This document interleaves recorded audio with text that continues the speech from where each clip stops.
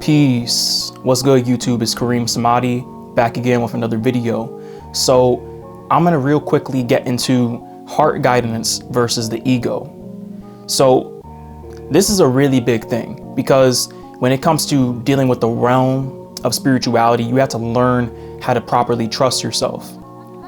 And we have to ask ourselves, which part of ourselves are we trusting when it comes to dealing with ourselves, dealing with spiritual knowledge, dealing with life's biggest problems, getting through our negative cycles, breaking loops, transforming. Which part of ourselves are we dealing with? Are we dealing with the ego, or are we dealing with the heart? And also, when I say heart, just think of me also saying higher self. Think of me also saying spiritual guidance, because that's essentially where the heart lies. The heart is a place of knowing. So what's the difference between heart guidance and ego guidance? Well, heart guidance deals with you knowing exactly what you're supposed to be doing, how you're supposed to be doing it, and when and where you're supposed to be doing it. Your heart does not need to ask questions. Your heart just knows. Same way that your spirit just knows, right? This is the more intuitive side of you, right? And it does not require any reasoning. It does not require any deliberation. This is why when you get into the astral realms, when you get into the spirit realm, your thinking mind is actually what takes you out of that. If you ever astral projected, you notice, or if you ever lucid dreamed, you notice that once you become fully conscious and your ego is up in there and your mind starts running, you immediately get out of that dream, or you immediately come back to your body, because that's happened to me a few times. And that's because you are bringing the ego into that realm, and the ego cannot necessarily survive in that realm. The ego is meant for what's going on with the body, right? What's going on with basic issues, right? So that's essentially what we're talking about. So what we're talking about is your heart, which is connected to your subconscious mind, which is connected to your higher mind, which is also connected to the highest form of your intelligence. This is the part of you that knows. This is the part that is. Your higher self is, your soul is, right? It does not need to ask questions. It's already complete.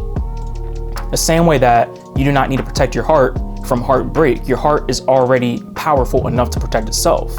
But when we build walls, we actually weaken our heart, right? And so the thing is, you've been trained to deal with things from the intellect, right? You are using your intellect to solve matters of the heart, to solve matters of your higher mind, whereas the intellect can only go so far. Your intellect will only take you up to your lower three chakras, which actually are different parts of the brain within you. So it's only going to take you so far, and that's dealing with things on a physical level, on an intellectual level. When you get to the realm of the heart, it takes you beyond that, beyond the intellect, into the imaginative state, the higher mind, the subconscious mind, and also the unconscious mind as well. Your intellect can only take you to basic logical, reasonable conclusions, and sometimes it can take you in circles, because that's how the thinking mind functions. If you ever know anybody with anxiety, you know that, or anybody who overthinks, it's like they think themselves either into depression, they think themselves into trouble, and that's because they do not trust themselves.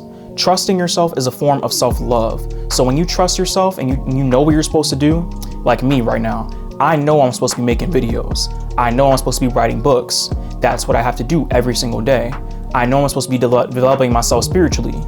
So that's why I have to meditate every single day. That's why I have to read books every single day. Because if I do not do that, then I do not trust myself enough to do what I'm supposed to do in life, right? But if I had to ask myself, what is my purpose? That means I do not trust myself to trust what's within me that knows, hey, I really love writing. Hey, I really love drawing. Hey, I really love talking about spiritual stuff, talking about the occult, talking about just self-development in general. You know, that would show a lack of trust within myself. And so the same thing applies when it comes to other people as well. So, because, you know, as above, so below, as within, so without. So the thing is, this is how things occur. You have been trained to deal with things using your ego rather than being trained to deal with things using your subconscious mind. Rather than being trained to deal with things using your spirit, using your inner guidance, listening to your heart. That's why they tell you follow your heart, right? But what does that really mean? Well, following your heart means following that part within you that knows, that part within you that doesn't have to ask questions, right? That's essentially what following your heart really means. And the closer that you listen to that and you just concentrate on that feeling within your chest, the easier the answers will flow. I promise you that, because that's how they flow for me. And now, this is also why there's such a strong push for men to disconnect from their emotions. Because if men are fully disconnected from their feminine and their emotional side, their intuitive side, they can only think using the intellect. They cannot use the emotional side, the intuitive side. And so they lose touch with the divine feminine, and they need that divine feminine to be complete, right? Within themselves, not a woman, right? But within themselves, unifying that nature between themselves, and vice versa, because women have also been trained to identify heavily with the intuitive side, but many have been missing the logical side. Many have been missing the masculine side, the side that can deliberate. And when you put the two together, you get a complete understanding. So when it comes to dealing with matters of guidance, you want to be able to trust yourself. That's why when you get a gut feeling, you have to trust it. And when you go against it, if anybody here has ever gone against a gut feeling and you've seen the amount of terrible things that happen when you go against that gut feeling, you're like, I knew I should have done that. I knew I shouldn't have done that, right? That's essentially when you choose the ego's guidance over the heart. The ego is going to keep you in a place that's comfortable. The ego is going to keep you in a place that does not allow you to transform, but allows you to stay in a place that's just right for you to not notice that you can't thrive there. Just enough, right? The ego is going to try to box you in, and that's the difference. The ego has to ask question after question after question. It has to search for the answers outside of itself, because the ego's nature is to not know. Whereas your inner guidance, whereas your spirit, your soul, your subconscious mind, and your heart, the nature of that is to know. And when you don't know, you do not trust yourself, or you have to convince yourself. So the ego is constantly going to keep you in a state of, I have to find a way to convince myself, because whatever you're trying to digest through the ego's filter has not gotten through that filter. So it's not in the subconscious mind yet. So if it's not in the subconscious mind, it cannot change your reality. And that's just the nature of things. So if you have to ask yourself what your purpose is, you know what your purpose is, but you do not trust yourself enough to follow it, right?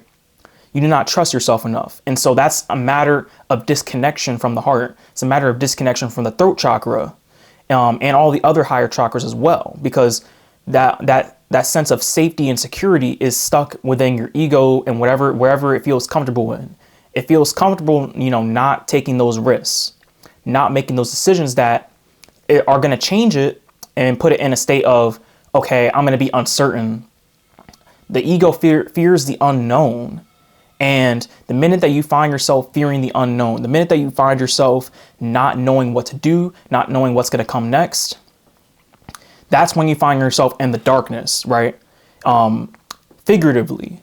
And oddly enough, when you're in the darkness, that's when the spiritual guidance really comes online. For those of you who have ever been in the darkness, that have had your spiritual awakening, you know what I'm talking about. Right when you're in the darkness, that's when all the spiritual shit starts to happen. That's when you start to see the shadows in the corner. That's when you start to hear voices. That's when you start to a lot of different things, right? Because the darkness shows you what you do not see, what you are blinded through, what you're blinded from during the daytime. That's what the darkness shows you. It shows you the truth. Whereas the light can blind you from the truth, because it'll be so subtle you won't realize it. And your spirit, I'm not going to say it's completely shut down, but your spirit is sleeping throughout the day and the conscious mind is awake throughout the day. So when you're in touch with that divine feminine within you, and you can start to notice synchronicity, then you start to notice the spiritual guidance throughout the day. And so That's exactly what I'm trying to get. So the same way that you're in that physical darkness and that spirit comes out, when you're in the emotional darkness, when you're in the uncertainty, which is also a form of mental darkness, a form of emotional darkness, that's when the spirit starts to come online. That's when your heart starts to tell you, or starts to show you, the path of that you're supposed to walk, starts to remind you of the path that you're supposed to take, the mission that you're supposed to complete while you're here on earth, right? And if you ignore that message, and I'm going to say this again, if you ignore that message, you will begin to loop and loop and loop until you get it right. And not necessarily reincarnating, but that can happen, right? But in the sense that the same problems will continue to occur and occur and occur until you let go, until you get past it, until you figure out what that hump is for you. And you have to, this is teaching you over time to listen. This type of shadow work is teaching you over time to listen to your heart. And you have to know. You have to get into a place of knowing, right? Right now, you may have been thinking with your conscious mind, you may have been thinking with your thinking mind and your ego, and using that to get you through life, most of your life, because that's what you're trained in public school by your parents, by your teachers. That's how you're trained to live. And the thing is, this is not our natural state of mind, right? Melanated people, your natural state of mind is imaginative and it is spiritual. It's not intellectual. Intellectual is a subset of your intelligence, but your intelligence is far greater than that.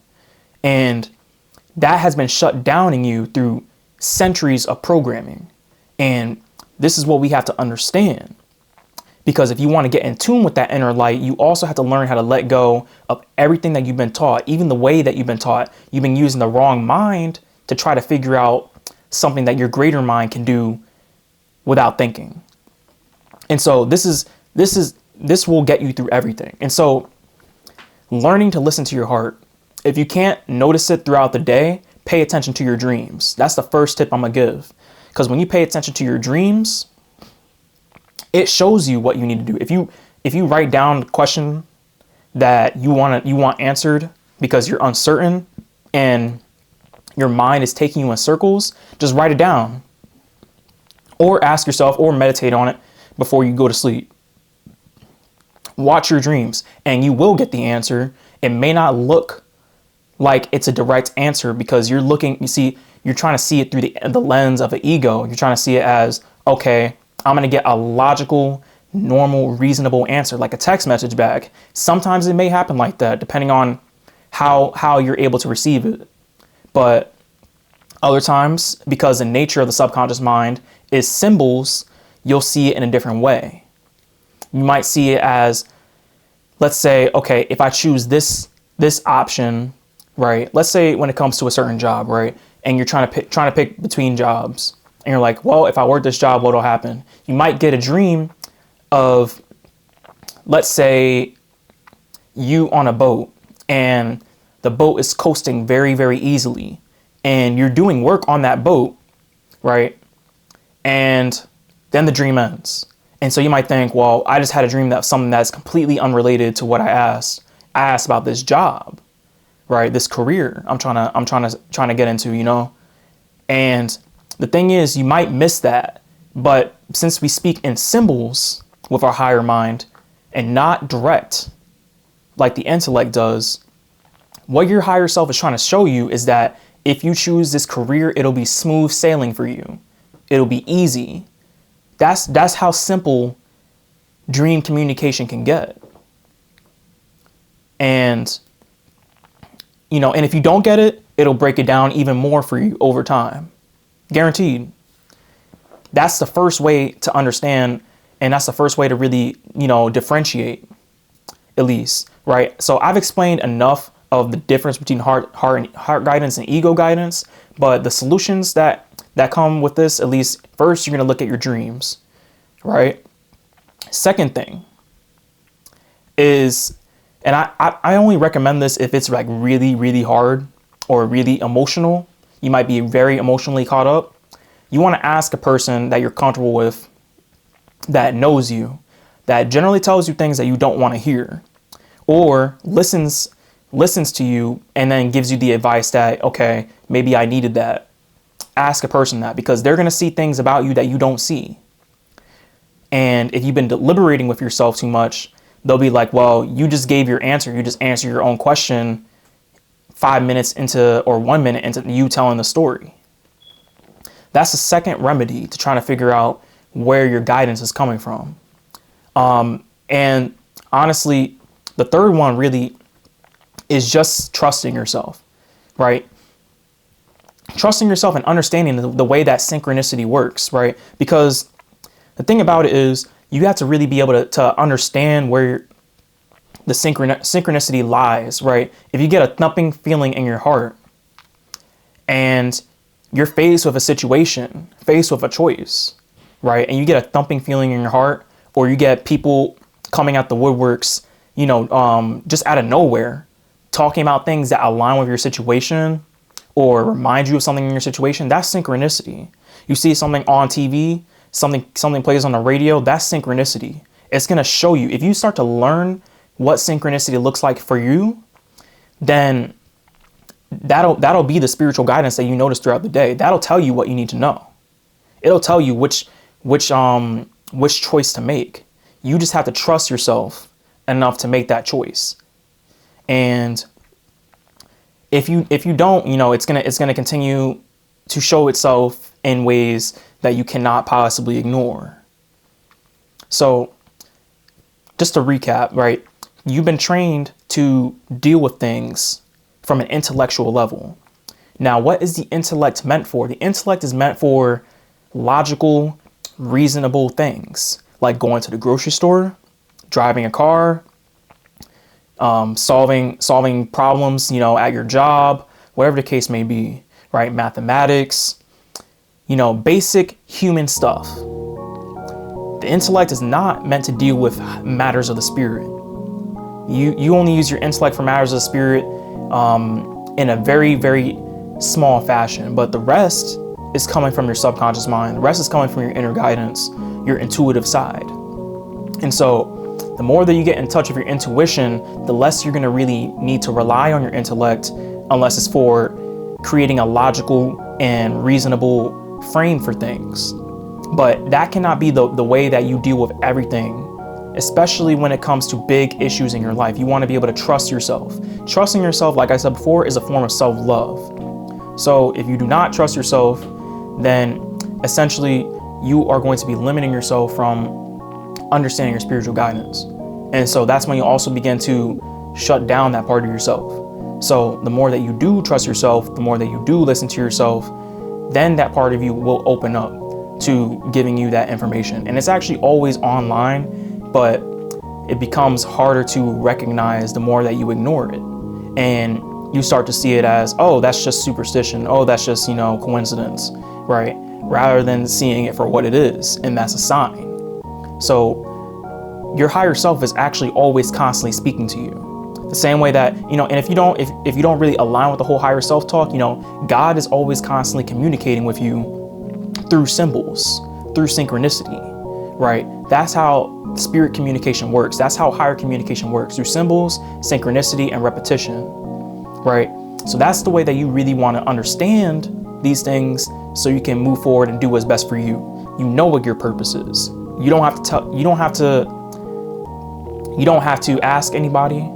You don't have to go online to figure out what your purpose is. You don't have to find a coach. You know what it is, right? But will you doing those things bring you back to the same conclusion that you had? Yeah. And maybe that's exactly what you need to do. So you can start to realize, oh, I was always telling myself that. Because if you can't understand it from yourself, your spirit will lead you to places where you will understand it. And that's facts. Like, it's never going to give up on you because it's you. It's just the you that knows. The you that is like, okay, I have a mission here, and all of my actions, I don't care what my lower self needs or wants, but all of my actions are going to be gearing that lower self towards connecting with me and fulfilling my purpose as to why I'm here. That's it. That's really it. And it'll show you the communication. It'll show you the synchronicity. Just pay attention, right? So, like I said, dreams, maybe talk to other people, and also just paying attention to synchronicity. Those three things, if you do not understand them, you want to start looking into books like Dreams for Beginners, Understanding Dreams for Beginners, Synchronicity, anything on synchronicity. And actually, I should probably make a video on synchronicity in the future, because if you don't understand it, then I'll explain it, right? And just in general, if you have to ask other people, then ask other people, especially people that can generally see things that you don't see about yourself, because like they're looking from the outside in, and you might not realize certain things about yourself, especially if they're close to you, but these people might, the same way that you realize things about them that they might not realize. The only thing that it requires of you is to be able to take constructive criticism, and your ego will not like to be outed. So you want to be able to hear these things and really ponder on them and see if those things play out, because they very well might. So be comfortable with trusting yourself, because you can't go wrong. Listen to your gut, listen to your heart, and listen to your dreams. And most importantly, because doing all three of those things, it really just means listening to your higher self. Or if you believe in a God outside of you, listening to that God. So that's the video. If you enjoyed the content, let me know your thoughts in the comments, and I wish you all luck in your journey. Peace.